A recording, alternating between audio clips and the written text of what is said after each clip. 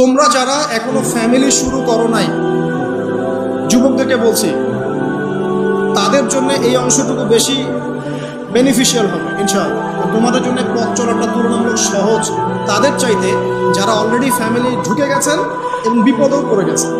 আল্লাহ পাক এখানে একটা মূলনীতি দিয়ে দিলেন, নিজে বাঁচতে হবে, পরিবারকে বাঁচাতে হবে।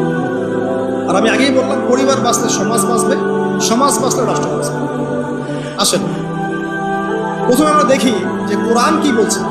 আদম এবং হাওয়া আলাইহিস সালাম, মনে আছে? তাদের দুইজনকে আল্লাহ পাক পৃথিবীতে নামিয়ে দিয়েছেন না? যে ভুলটা তারা করেছেন সেই ভুলের ফল তারা দুইজনের সমানভাবে শেয়ার করে নিয়েছেন না? বুঝতে পারছেন? আল্লাহর সীমা লঙ্ঘন করার পরে তাদেরকে যে আল্লাহ পাক নামিয়ে দিলেন পৃথিবীতে, এখন এই যে লম্বা সময় তাদেরকে পৃথিবীতে থাকতে হবে, পৃথিবীর এইসব ভোগান্তি পোহাতে হবে, হ্যাঁ, জান্নাতের সেই নাজ নেয়ামত থাকছে না, এই যে কষ্টের পথ চলা, এই পথ চলাতে কি স্বামী স্ত্রী একসাথে না?